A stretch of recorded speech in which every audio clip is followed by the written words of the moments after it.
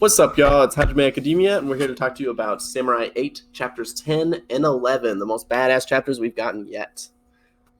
Skipping chapter 9, it was skippable, and we're going straight into chapters 10 and 11. So it starts off right with Ata coming in, flying through space still, and he comes straight through the moon. He's been going through the moon, right? And we find out he knows the Kongo Yasha style right away because he does a Kongo Yasha strike. I'm starting to think that every samurai showing up in this manga is a member of this Kongo Yasha style. And I'm starting to think, is that limited to a planet? Because, again, everyone we've seen samurai-wise is from this planet. So yeah, maybe we're just in that sort of sector of the galaxy that has a lot of Kongo Yasha style users. Yeah, maybe. I don't know. We'll find out. We'll keep reading. And so Ata is happy to get through the moon because he comes straight up to the protector of the planet. It's the ship that's carrying the princess and her protector samurai that protects the planet. And pretty sure this is where Princess Anne came from as well. I think Princess Anne was actually with a different princess, maybe on the planet, or were they in space? I don't remember. But no, Princess Anne comes from a different one. You know what? You're right. This is the princess. This is like the oldest the current princess is the super old one. Yes, yeah. Yeah, and then there's like the subordinate princess, and she oversees Anne, right? So they were the ones who telepathically communicated, saying, "Oh, you lost your locker ball." Right. Yes, I remember now. Yeah. So we got Ada coming up on the main princess's ship of the planet, and her protector goes out to protect them. And this is pretty badass. So we see kind of how top level samurais fight each other. So Mujin is the name of the samurai protector of the planet, and he gathers his key holder to him, and it's this giant samurai just out in space. And then he says, "Do your worst." Yeah, when he called out to his key holder to come and become his armor, to me, that was like the best part of the series that happened thus far. That was cool. Just seeing his transformation, almost like a giant mech anime. Yeah, and he's like an old man, so you wouldn't think of him to have, X amount of power. Oh, yeah. But everybody on board the ship, the other samurais, are saying, "Oh, this will be over quick." Yeah, talking all that hot shit. Right. And even down on the planet, we get Daruma sensing the gravity of this samurai out in space. And Hagamichi says, "Oh, that must be Master Mujin. Yeah. He's the most powerful samurai around." Yeah. But what happens when we cut back?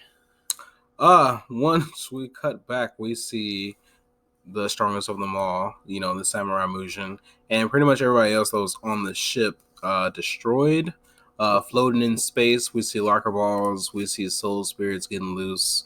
Pretty much everything happened at the snap of a finger.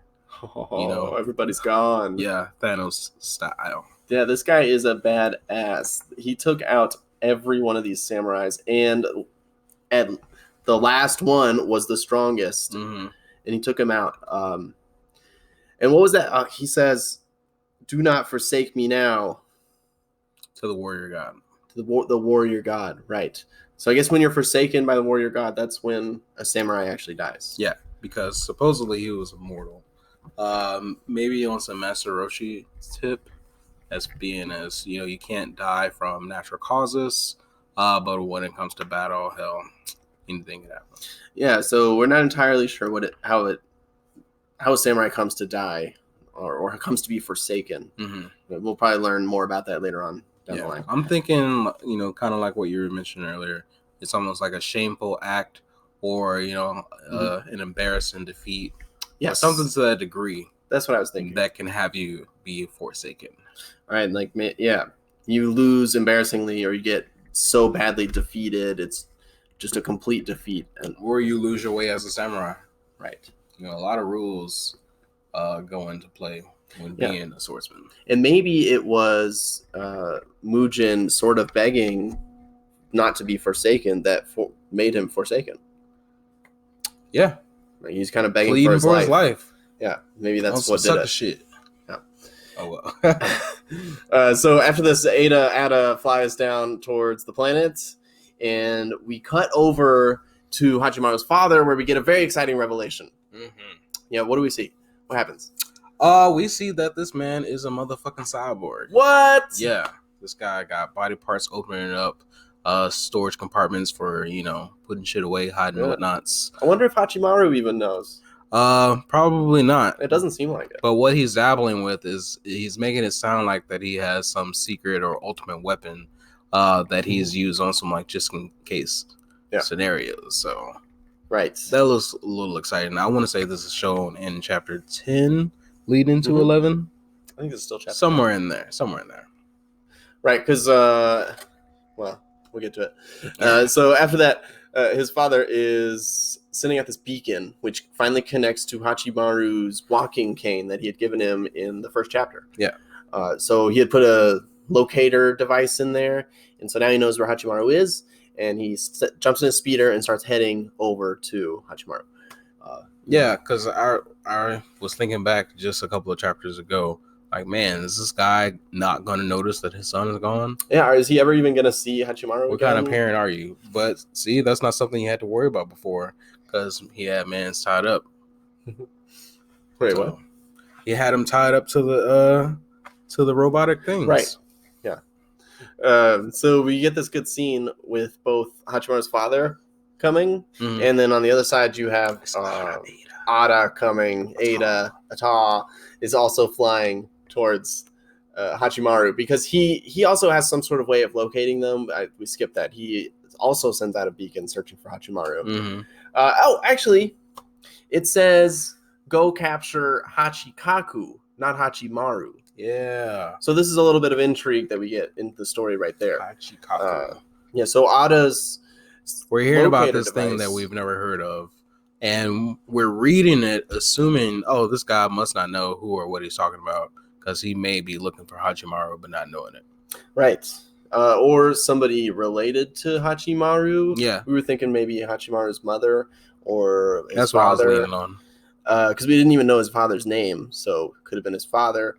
And it also mentioned another name, Sukasuna, something like that. Sukakata. I'm not going to try that. I can't remember.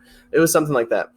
So we still don't find out who that person is. Later on, we will find out who Hachikaku is, though. So we back to the panel where we have Hachimaru's father on one side and Ada on the other side. Well, Hachimaru's father ends up showing up first, and he gets there and he's berating Hachimaru, saying, why did you leave me? And he's also mad at Daruma. He's mostly mad at Daruma for saying he's kidnapped his son. Yeah. But he's really trying to just drag Hachimaru back to the house. He isn't trying to hear anything that he's saying. And in doing so, he busted my man Hachimaru with Princess Anne. Ooh. He was talking about he was this prodigy from whichever dojo. Right. Hachimaru lied. Yeah. You shouldn't have done that, man. Taking big L's there. God, you should have known that'd come back to bite him. Yeah. And the next scene that we get is Daruma's soul blade coming out of his arm, and he turns around to clash with Ada. An awesome scene, and we get right back into the action. But Daruma is kind of blown away, and then they're kind of chit-chatting. He says, Ada, is that you? So we know that Daruma has some sort of background with Ada, as we already know that he's that he was his top pupil. Yes. His former top pupil. Yes. So we're finding out lots of stuff in this chapter. It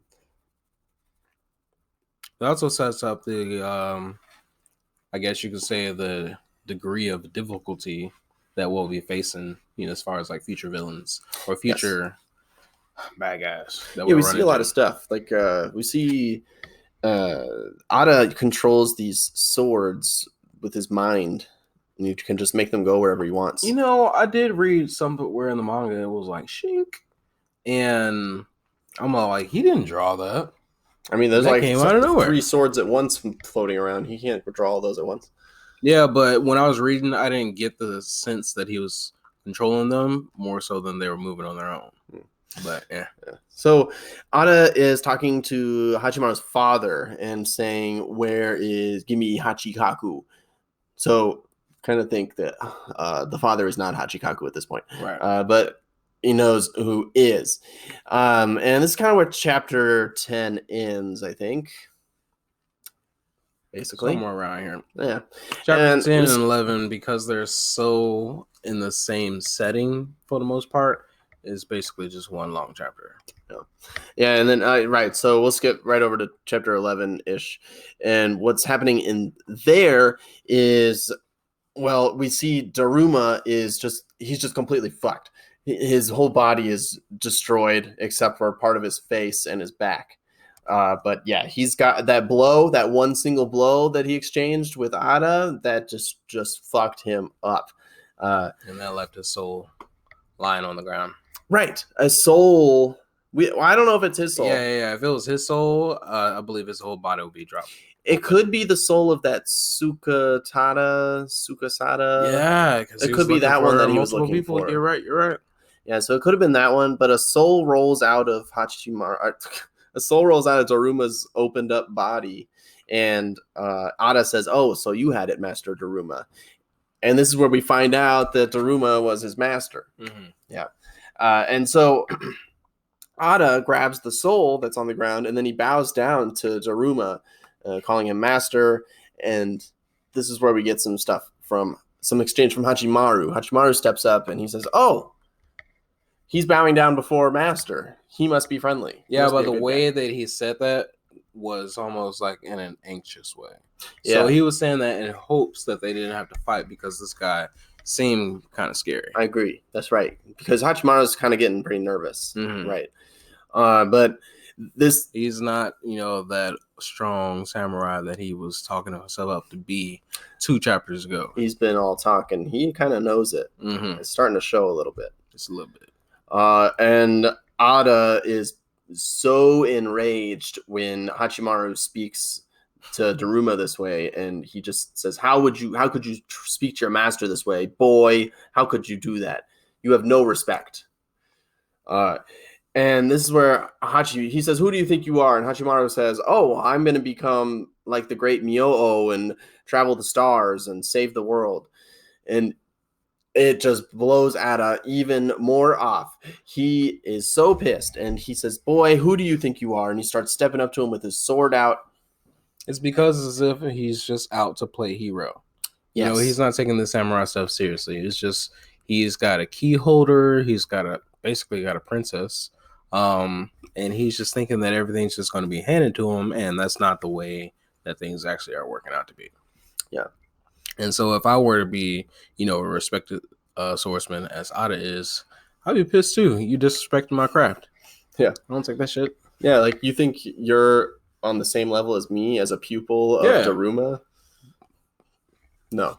Yeah, he did call him like almost like a brother or something. Yeah, he's like a fellow pupil. Do I have a fellow pupil now? Yeah. No, this is senior. A fellow apprentice. He said, I have a strict senior apprentice now. Something like that. Yeah, so almost like they're both just on the same level, but he's a little older. Yeah. And this is where Ada's calling him Hachimaru pathetic, and he's coming up to him with his sword, and we get a good scene where Hachimaru's father and his key holder Hayataro and Princess Anne all jump in front of him, all ready to defend him, even though Princess Anne just found out that he was lying about being a prodigy and that he grew up weak. She still steps in front of him, ready to protect him, and that's kind of touches Hachimaru. The protection needs to be protected. Right? Wait, what? There was someone somewhere in there. Oh, his dad was telling him, "You're not a protector. You're the one who needs to be protected." Right. We are the protected, not the protectors. Yeah. And in that moment, it was showing. Mm-hmm. Right. Everyone's protecting Hachimaru. So his dad's kind of been right. He's like, "You're not strong. You think you're strong." Just seeing that again, not another Naruto reference, but it made me think of when Naruto was calling Sasuke a scaredy cat, or vice versa, when Naruto was being the one called the scaredy cat. Yeah. You got to get up and move. You got to get up and do something. Yeah, that was crazy. This is literally the time for action, and he's just sitting on his ass. Yeah. And so Ada is coming at them, and Hachimaru's father Well, so Daruma can't move because his body's been busted up so bad. But in his mind, he's thinking, "Come on, heal!" Because he's a cyborg, so he's healing really, but he's really healing slower than usual because of the type of attack he took. And so he's thinking, "Come on, heal!" Damn hidden strike. But Hachimaru's father steps up and he says, "I will kill Atta." Yeah, can you believe that? And Badass, so much badass stuff. Just and like we were saying in the last chapter. It looked as if he had some sort of, ace up his whole trick up sleeve, what do you want to call it? And it was just that compartment that he had in his chest. He goes to open his chest, and some sort of like vortex or vacuum begins to happen towards Ada. Yeah. And he was saying, as he was using it, although it very well may kill Ada in the process, this is also pulling from the life source of Furuta. Dr. Furuta. Yes, both of their lives are being drained right now. Well, okay, so Ada's soul is being drained, but the device is powered by Dr. Furuta's life force. Mm-hmm. And so he's telling Ada out loud, like, "Yes, I built this device specifically for you. It was meant to take us both down at the same time." And Hachimaru's sitting there behind him like, "What? What are you talking about, Dad? What are you doing?" And he almost gets his whole soul in, but it stops just short. And the final scene we get is Atta with just a quarter of his body. He's got his head and the left half of his torso still there, and Hachimaru's father sort of laying there, dusted and beaten. And don't forget about the spirit, the soul laying on the ground. Right. Yeah, and the soul that had come out of Daruma's body was laying right next to Ada's. Well, because Ada was missing one of his arms, it was laying where that arm would have been. So nobody's holding on to it right now. Yeah. And I was all like, damn, now I gotta wait till July 28th. Gotta wait a whole week. That bitch. Yeah, man. What is gonna finally happen? When it gets good, they want to make me wait. Yes, it's finally getting great. I loved all the action scenes, especially the one with that samurai out in space, because we just got to see what the sort of transformations they're capable of, like that, and we got to see how a samurai dies. We had already kind of seen it with that other samurai, but this was more, we could see like, oh, you've been forsaken by the warrior god. Yeah, because again, they're saying that the samurais are supposed to be immortal, so I wonder if that's every samurai has the immortality ability, as well as the being forsaken by the warrior god. So questions I have are the next chapters. Yes, I want to know, what is this relationship between Ada and Dr. Furuta, Hachimaru's father? So Ada says that Dr. Furuta betrayed them in some way. He probably had caught on to them doing something that wasn't in the planet's best interest. I think they had him sort of probably building them some sort of device, and it was going to be used for nefarious purposes, and he didn't realize that at the time until later on, and then he defected. Yeah, he had mentioned that he had went on to complete it without his help. Right. Oh, right. This was, they even mentioned that. Yeah, he mentions that the device in Hachimaru's father's chest was what they had been working on. Yep. That's right. So I want to know more about what they were going to do with that kind of technology. What, were they going to steal people's samurai souls and then power themselves? Fuck that. If they have this, it's like, what else are they hiding? Because he had the whole Hayataro in his shed, right? Right. Well, not Hayataro. Wait, was it? No, it was the other holder that Daruma took. Yeah. He had the other keyhole. Yeah. Right. This man has so many secrets. Yeah. So we'll find them out. Yeah. So I'm looking forward to seeing, well, definitely the conclusion of this battle. Is Ada down for the count? Because this isn't really his real body that's here. So it's got a time limit, remember? Yeah, this is supposed to be the top pupil. So if Hachimaru here is supposed to look up to him in any kind of way, I would hate that this would be just the end of him with what? He was only being able to take him out by this weak-ass machine. By Hachimaru's father. Yeah. Hachimaru's father took out this guy. He was nothing. Yeah. No, but I doubt he's down. I mean, his real body's still back wherever he came from, I'm sure. Yeah. And so I he'll think be he's okay. on like a moon or something. Yeah, and It's just some random place outer space. And this is just a piece of his soul that I think he sent down. But it's confusing. We'll find out more about that later. So that's something I'm looking forward to, is finding out more about that. And so is he down for the count? I don't know. Is this form he's in down for the count? Or could it grow back just like the normal samurais can grow back their limbs and things? Will it grow back and continue fighting? Does it have enough time left for that? Do you think that it will lose strength over time? I feel like yes, it will. But something I also see is Daruma healing and getting better, and at the last moment jumping in to continue the fight with that guy, or at least blocking one attack, and then his time limit's up or something like that. Okay. I could see that happening. Because the device that Hachimaru's father used, it was working, but he didn't quite make it all the way. I think Ada kind of pulled away because he's so powerful. He was able to pull a little bit of himself away. I want to say this. I am a little disappointed in chapter 10 and 11 because they did not show this dragon that they introduced Ada with back in chapter 8. Yeah, his key holder. Yeah. Yeah, I can't wait to see that. So that thing's still not around, so he's definitely not out. Mm-hmm. We still got to see that thing. Ultimate Jutsu. Yeah. Also, looking forward to seeing if Princess Anne can fight. I mean, girl threw herself in front of Hachimaru to defend him. I want to see what she was about to do. Yeah, she had already said that she was a poor chef. Yeah. And she is claiming that she is a poor fighter. So maybe just by her own standards, she isn't where she thinks she is, when in actuality, she is not that bad. I wonder if they train the princesses in combat at all. Probably not, because that's what the samurai are for. They're trained to be protected. Right. Okay. Yeah. All right. So looking forward to the next couple chapters. Hopefully it'll be exciting stuff. More action, maybe. More reveals, maybe. Because dang, we got so many good reveals in this chapter. Mm-hmm. And it was pretty exciting. This is the most exciting. This is the most excited I've been about Samurai 8. I have not been that excited until now. I'm like, yes. Yeah, I wasn't all that excited opening up to the chapter. But once I started reading, I was grabbed immediately. Once I saw that the protector samurai of the planet got taken down with what seemed like no problem, I was hooked. It was like 3 pages. That was good stuff. All right.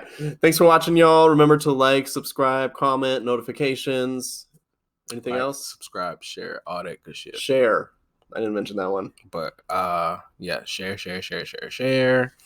I believe in love. Wait. No. Do you believe in life after love? Edit this out. Peace.